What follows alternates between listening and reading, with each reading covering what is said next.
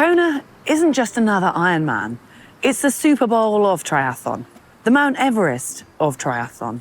The heat, wind, hills, expectations. To finish an Ironman here is hard. To win here, well, that's on another level. We're taking a look at what it takes to survive and thrive at triathlon's pinnacle event. And it's not just my word. We have got advice from one of the greatest to ever do it, the 5-time Ironman world champion, Daniela Ryf. Kona is the toughest race in the world I've ever done. Let's start with what it physically takes, the physical engine. Of course, it is a 3.8K or 2.4 mile swim. It's 180K or 112 mile bike ride, and it's 42.2K or 26.1 mile run. And to do that, you need to be fit. In fact, very fit. But if all it took was being very fit, this would be a short video. In order to succeed at Kona, you need to level up. You've got to level up those adaptations, adapting to the heat, adapting to fueling whilst riding, running and swimming in the heat. And of course, adapting to those paces that you've got to sustain. I would spend the summer to get as fit as I could in altitude and then travel to a heat camp, mostly Maui, for 3 weeks, get used to the heat and humidity, meaning you have to run in the heat at lunchtime that no one wants to do in Hawaii. And then it's just about getting the nerves together for the race. Top athletes will train 30 hours or more in order to get their body in peak physical condition. But it's not just about doing as many hours as possible. It's about practicing your nutrition, practicing your pacing, and probably most importantly of all, practicing or finding out where that red line is in these brutal Kona conditions. So the key to this race is definitely to how to fuel well in the heat and also under high intensity, and the pacing, how to really be able to pace yourself well in the race, but also hold that position on the long straights. Okay, so we know it's a brutal distance, it's hot, humid, and usually windy, but what does that mean for the swim here in Kona? Yeah, the swim can be tactical, so you want to have the feet in front of you and not lose it, because it's sometimes hard to find the sight and then the way. But also the temperature is not to underestimate. It can be really quite warm. The water is up to 27 degrees, 28. So it's actually also important to not overheat already in the swim, because that will then impact your race later.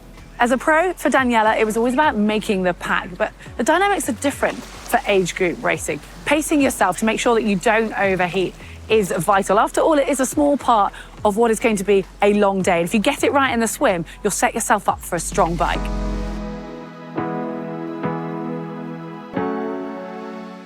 Once out of transition, you've got a short climb and then an out and back in Kona town before heading out and hitting the Queen Kahumanu Highway. And it is here where you really need to have a game plan and make sure you implement it. So the factors I focus on the bike is to find out where you are on the first section, because that's where you see the concurrence.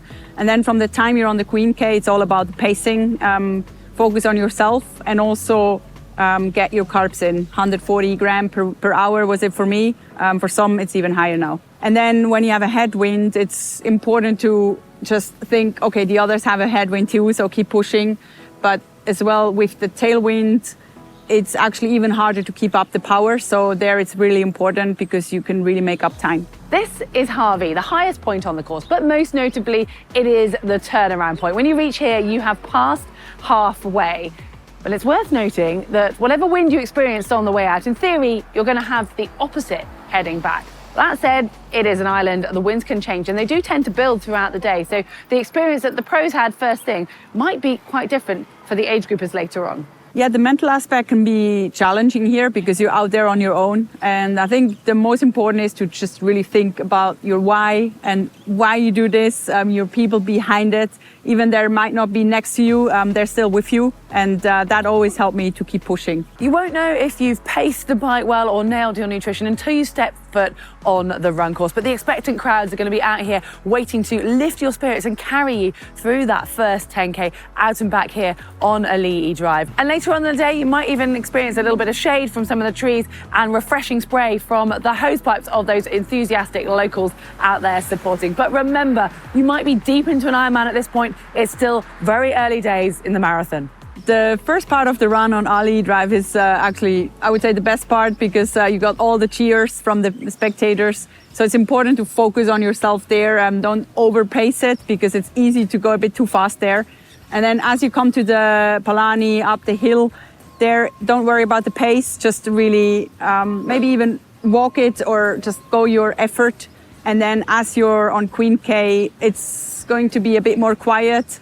So the marathon only starts from about 25K. So if you go up to Queen K, it's really about focus on yourself and get your nutrition in. There it's going to be more quiet. So just focus on your why, keep fueling, and in the end, it's going to be worth it. So just keep pushing through there. This is the Energy Lab. And if you've not been to Kona, it can seem a little bit of a mystery, but the name is actually just a coincidence because over there behind me is the base of the Natural Energy Laboratory. Other than that, this road is seemingly a route to nowhere and pretty quiet. And when it comes to race day, it's in part the fact that you reach this point so late on in the marathon that you're not only tired, but also the heat has just been accumulating in all this lava around you all day long, and there's something so oppressive about it. And that is why both pros and age groupers talk about surviving it. But however, once you do, you're back out onto the Queen K and home is almost in sight. And unless you're Daniela Ryf, you're going to be working hard all the way to the finish line. It is really tempting when you come off the Queen K and start to come back into the town to start your celebrations early. But remember, you've still got a couple of K of running left to do. But by all means, do make sure you enjoy it and you soak it all in, because whatever has happened out here, you are on the way to finishing one of the world's toughest and most prestigious triathlon races. Once you come to the Palani, it's all downhill from there, so make sure to enjoy it. The crowd is going to cheer you on, and you've made it. It's such a tough course, and that last line to the finish line is just the best, so make sure to enjoy it. Everyone's going to have different challenges to overcome for success here in Kona. Everyone's race day is going to play out differently. Therefore, it's hard to say exactly what it will take for you. But let's hear one final piece of advice from Daniela. So train for the conditions, trust your plan, and respect the race, because Kona is rewarding for preparation and resilience. Kona is big. Everything about it is big. And it's probably the pinnacle, the biggest event of your triathlon career.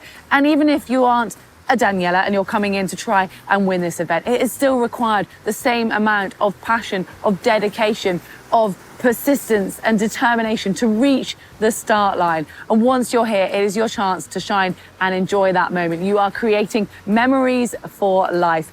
Well, a massive thank you to Daniela for sharing a little bit of her insight on her experiences on the Big Island. And yes, you might not relate to all of them, but there's still a lot that we can learn from the 5-time Ironman world champion. Well, hopefully you have enjoyed this insight and seeing a little bit about the island, whether you've raced here before or it's something that is on your bucket list. Well, we'd love to hear your comments in the comment section below. And if you've enjoyed this video, do give us your support with a nice like.